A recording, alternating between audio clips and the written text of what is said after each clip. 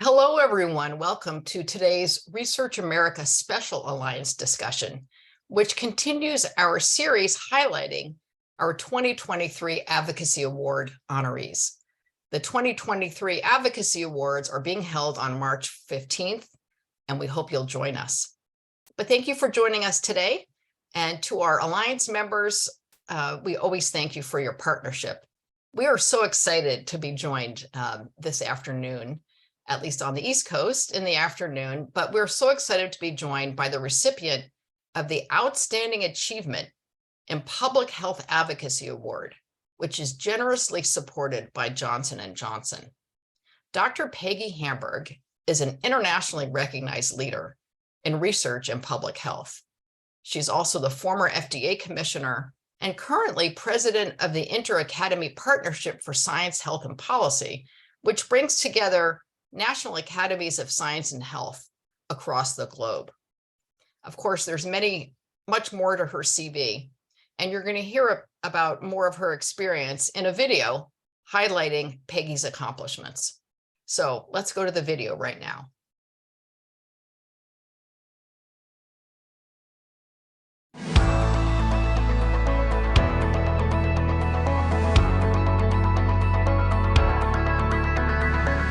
Hello, thank you for joining us in recognizing Research America's 2023 Advocacy Awards honorees. Our awards honor those who have made extraordinary contributions to the progress of medical and health research. It is my pleasure to introduce Dr. Peggy Hamburg, our 2023 recipient of the Outstanding Achievement in Public Health Award. The award recognizes an individual for their extraordinary work and enormous contributions to public health. Dr. Hamburg's accomplishments include implementing an internationally recognized tuberculosis control program, pioneering the nation's first public health bioterrorism defense program, laying the groundwork for establishing the Strategic National Stockpile and National Pandemic Flu Preparedness Plan, overseeing FDA modernization to prevent foodborne illness, and establishing new programs at FDA to advance regulatory science. Dr. Hamburg, we are thankful for your contributions and look forward to hearing more. My whole career has really been marked by a desire to harness the best in science and medicine in order to improve the lives of people. Peggy is a very special talent because very few of the leaders in public health in this country or in the world have had this combination of a deep background in science and medicine as well as public health. And she's been operational on the ground as well as a major policymaker in this country and is respected around the world. I felt that my strengths were not so much in the science that I could do, although I loved working both in the laboratory and doing clinical research, but I felt that my greatest strengths were really communicating about why that work mattered, the importance of investing in research, and the importance of really applying data and evidence to decision-making. Collaboration and alliances across scientists, engineers, innovators, entrepreneurs, health leaders, policymakers, and the public are essential to unlocking the power of breakthrough science. As we look at the challenges before us, we know that the only way to achieve our goals is through advancing science, but in a way that reflects the kind of solidarity with those most in need that's necessary, whether we're looking within the United States or looking at our global engagement. Dr. Hamburg has taught me a lot. She's had an extraordinary career. She's really a once-in-a-generation talent. One could say it takes the passion and commitment to always ask, what if this would work? And not why wouldn't it? We have seen that kind of passion and commitment in the honorees of this award. Thank you for the extraordinary work you've done and will continue to do for human health.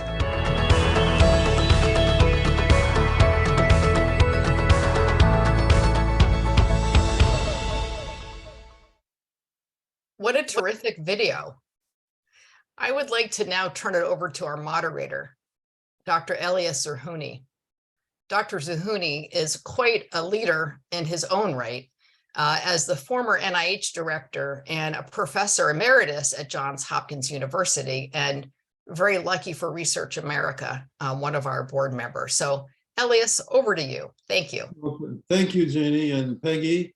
I cannot tell you how proud I am to be talking to you today, knowing you, having worked with you as an NIH director and beyond, when you were the FDA commissioner.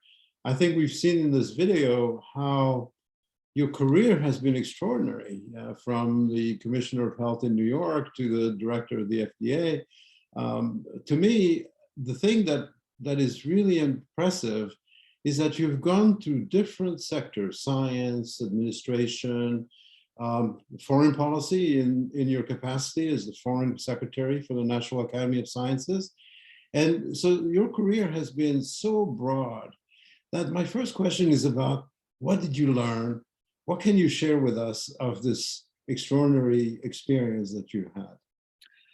Well, first, thank you so much, Elias, for agreeing to moderate a discussion with me today, and for all your partnership over the years. It's been extraordinary, and you're a role model for so many of us.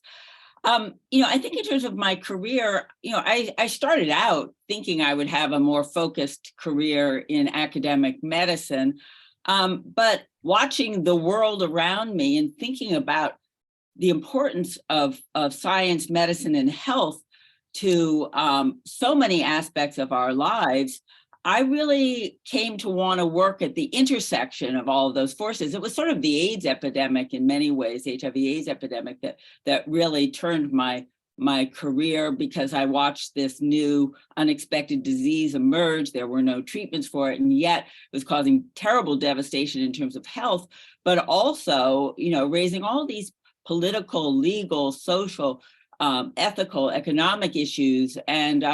And I saw that if you really want to make a difference, you need to work, across existing boundaries in terms of disciplines, in terms of sectors, in terms of types of government and levels of government, and across borders.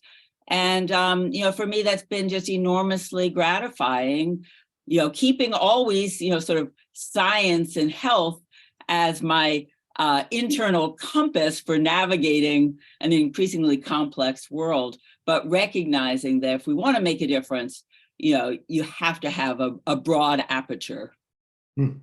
Well, one of the things that I was quite impressed by during your tenure as FDA commissioner was your openness of mind to the different world that you had to navigate: administration, Congress, industry, and in an agency that covers 25% of the American economy. Tell us what that was and what you can share with us about the role of FDA and what you contributed, especially in your concept of regulatory science that was mentioned in the video, which I witnessed and I thought was very, very groundbreaking. Well, you were a great partner in those efforts. I have to say that, when I first arrived at the FDA, and in all honesty, it was not a job I had ever sought. In fact, if you'd asked me a few months prior to my being asked to take on this new role, I probably would have said you'd have to be crazy to take that job. But, taking it on, I learned so much more about the critical and unique role that FDA plays in the United States and around the world. It, as you note, regulates close to 25% of the products consumed in this country, and things that really matter every day, from drugs that you take or that treat loved ones, to developing new vaccines and other biological interventions, to medical devices, to the safety of the majority of the food supply and nutritional information and oversight and research, to things that emit radiation. And during my tenure, many other things: cosmetics, dietary supplements. And during my tenure, we took on responsibility for regulating tobacco products, which was a huge new program. with very important implications for health. We have to remember that tobacco use directly and indirectly accounts for a huge percentage of preventable deaths, disease, and disability in this country and around the world. And it's so important to bring a public health regulatory perspective to those issues. But it also, as you can imagine, was a highly charged issue given the strength of the tobacco industry and many of the complexities of regulating the product. But to be able to be engaged in all of these diverse issues, to be able to be making a difference in people's lives, was really just an enormous responsibility and honor.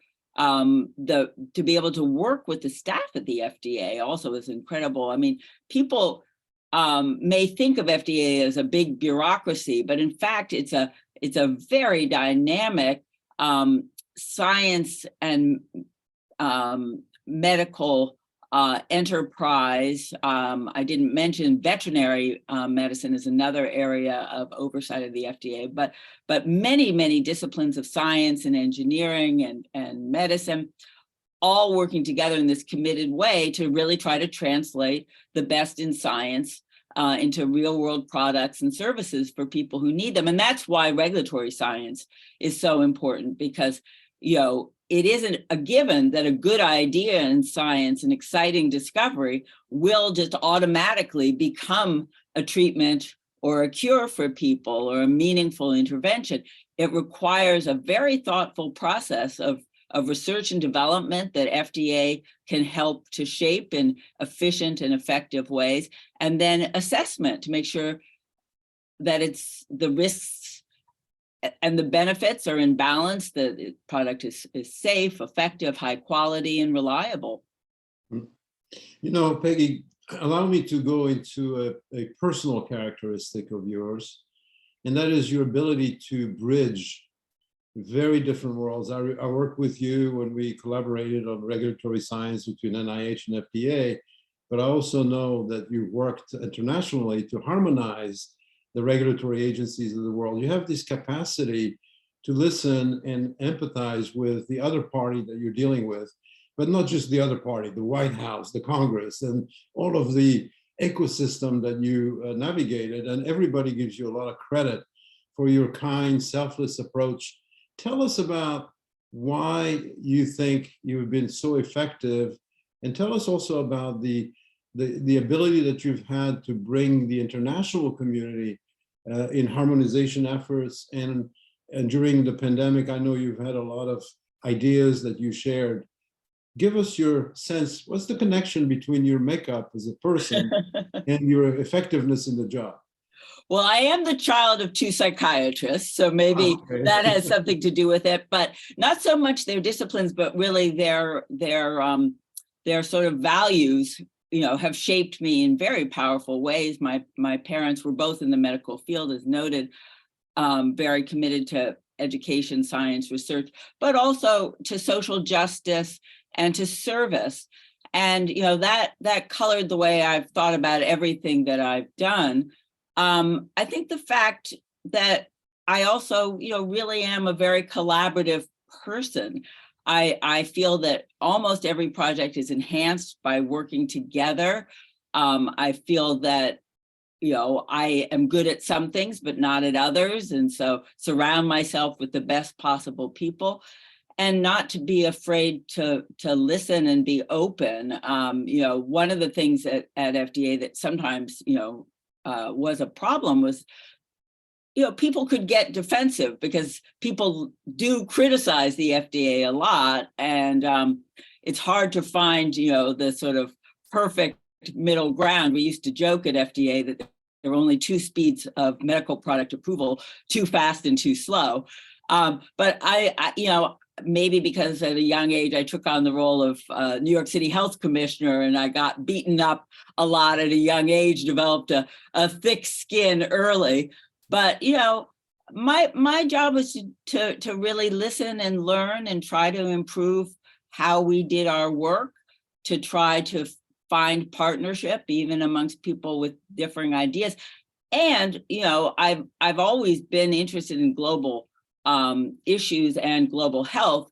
And certainly at the FDA, I was very, very struck by the fact that even if the mission of FDA was domestic, to promote and protect the health of the American people, we couldn't do our job without engaging internationally because of the complex interactions between where different components of the drugs, the devices, even the food that we consume in the United States are coming from all over the world with complex supply chains. I also realized that, I mean, science is a global enterprise.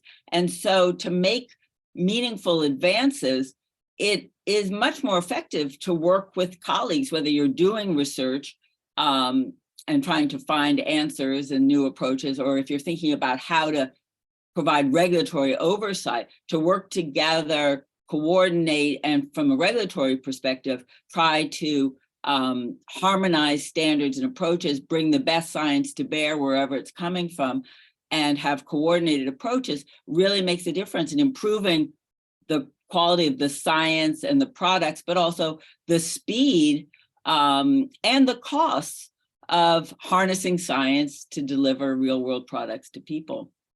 It's so true. You know, I have to say I've been a witness to it, because often I notice divergence between the FDA, the European agencies, the Japanese agencies, and you worked at that, and it made really the ability to manage the supply chain, whether it be clinical trials or manufacturing facilities, much better when you really opened up the lines of communications between FDA and the other agencies around the world, as well as the lines of communications within the country when you took charge of certain very critical issue like the stockpile issue and so on, which really required, in fact, the coming together of multiple agencies and multiple entities of the government itself, which we've seen is so critical when you have to deal with the pandemic, just like what you dealt with HIV. One thing that I know is that the National Academy of Sciences chose you to be the Foreign Secretary because of your diplomatic skills. Tell us about that, and tell us what lessons you extracted from that. Well, being a foreign secretary was an interesting role and at an important time in terms of the continuing opening up and engagement across different activities of the academy with other academies, and the recognition that most of the really important problems before us, you know, whether it has to do with health and disease or poverty or food and water scarcity or energy security or climate change and environmental degradation or, you know, national and international security, all of those things are driven by science and advances in scientific and biomedical research. All of those things require strategies that cut across national boundaries, and all of those things, you know, really require bringing the best possible science to bear and evidence-based decision-making and policies. And so to be able to work with academies of medicine and science that you know are domains of deep expertise and credibility, not just in the scientific community but beyond, you know, really enables you to make a difference on important problems. Tell us about the fact that you said something just before, that you said science is a universal language. Essentially, it's the only universal language, yet at the same time the world is changing. As you know, the world is diverging in many ways. Competition between countries is increasing. We see tension between China and the US and other countries around the world. And yet at the same time, we know that our welfare as humanity is concerned is going to be dependent on the behavior of these entities. And you mentioned nationalism and as well as populism. You see the rise of social networks impacting the truth or the concept of truth, even with people who are anti-vaccines or other things. Tell us your wisdom Going forward now, not looking backwards in your career, but forward with your experience, what would you tell our audience to watch for, what do you recommend? Yeah, well, I think this is a very fragile time in many ways. It's not just that we're emerging, hopefully from, the worst infectious disease threat, a global pandemic that we've seen in our lifetimes, but, the economy around the world is unstable. We're seeing, as you noted, increasing nationalism, authoritarian governments, and, very significantly, a diminishment of the importance of science, the role of science in policy making, and a denigration of scientific expertise and expertise in other domains as well. And at the base of that, a lot of lack of trust in leadership, political leadership for sure, but also scientific and medical and public health leadership. And so we have to address these issues head on. And I think we really do have to recognize that, no nation can be an island in terms of how it interacts with the world. They may be an island geographically, but we have to really think about how to build and sustain partnerships with others. And in the scientific community, it's terribly important because that's how you do the best science. That's how you ensure responsible stewardship also of these powerful tools of science that we have now. We have an opportunity to use science and medicine and public health programs actually to build bridges to strengthen relationships between countries and peoples that in other ways are distrustful of each other. And so really using science diplomacy, not just to improve science and health, but also to create new bridges of trust and mutual confidence. But we have to be very committed to it. It doesn't just happen. It happens because of working together, identifying issues of mutual concern, issues of importance in terms of advancing science and technology in critical ways. And you have to have both political commitment and support for these activities. And you also have to have continuing dialogue with the public and making sure that people understand what's being done and why, and demonstrate the benefits of these programs and activities across, many different aspects of their lives. It's interesting, as you say, that science and health diplomacy are something that binds countries and binds people rather than separates them. Or at least it should be. It should be. But in your new role at the IAP, and tell us about how you feel or think that you can help in your new role at IAP and make that happen, okay, rather than just wish for.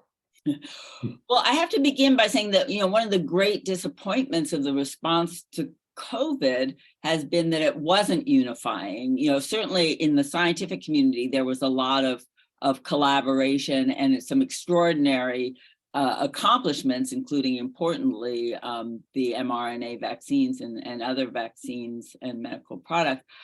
But, if anything was going to bring people together, I had hoped that an event like that would, and using, sort of science and medicine as the centerpiece. But we have to learn from what happened with the COVID pandemic. But importantly, we have to look at a whole set of activities where the scientific community coming together can make a difference. And academies of medicine and science exist in countries all around the world. Some are big, some are small, some are mainly honorific, and some are much more engaged in providing science-based policy guidance to political leadership, but also to other sectors in the public more broadly. But really trying to take advantage of that scientific expertise, that medical expertise, that credibility to address, shared problems across the world, and to really be a force for the importance of harnessing science and technology to advance, so many things that are important to society and to our lives.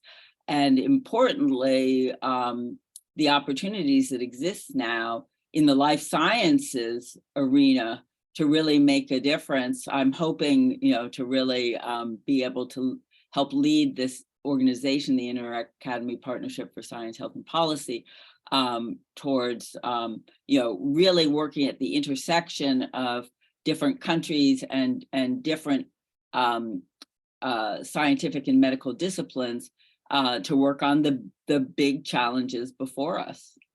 That will be a great legacy, again, that you will build on this new role. Let's check with questions from the audience. Do we have any questions? Great. Yes, thank you to you both. We have a couple that have come in, mostly about a couple of things that you said earlier on.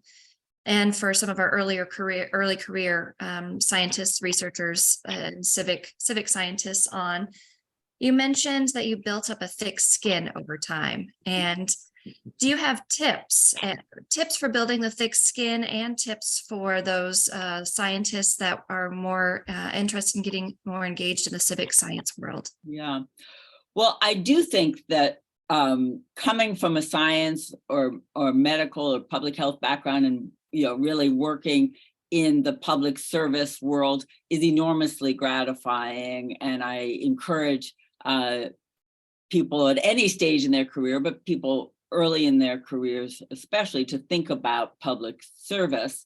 I do think that it's challenging because of often being in the public eye and being accountable, which I think is a good thing for the work that you do. You get criticized. When I became the FDA commissioner, I actually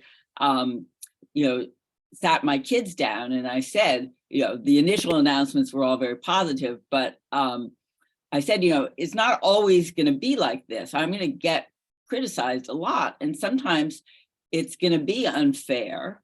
Other times it's going to be fair because I'm going to make mistakes. But the important thing for me is, and what I said to them then, and what I say to people thinking about following this kind of career path, is that you have to do your very best to do the right thing. You have to acknowledge what you don't know and try to fill those gaps in your understanding of issues. You have to work with partners. You have to explain what you're doing and why. And then you can sleep at night because you feel you've done your very best, but you're still gonna get criticized. And you just have to accept that and move on. I think if you don't get criticized, it means you're making no changes. Yeah, there was one mentor that I had that said, if you're not making a wake, right, you're not making forward progress. And by the wake, he meant the sort of churn in the water. But we have time for one last question. Yes, the last question is, you've alluded to maybe some unfulfilled opportunities or in science and health. What do you see as tackling that the community should tackle in the near future? Well, I think we just have to, look outside our homes or read the newspapers to see that there is a vast array of unmet public health and medical care need. We're living in a time of just extraordinary advances in understanding of science and the development of new technologies. We really have to make sure that we are aligning that unmet need with programs and policies. We have to be able to really deliver on the power of modern science and research to address these kinds of pressing problems. And, I think, as we were talking about before, it needs to be done, looking at the problems within our own communities and our own country, but also thinking on a global level. In addition to that, I think we have to understand that there are health issues embedded in so many of the important problems before us, and science and technology are part of the solutions. And so if we care about science and health, we need to be involved not in things that are clearly labeled health always, but things like climate change and things like food and water scarcity, things like poverty, and things like national and international security. They all require the thinking and the skills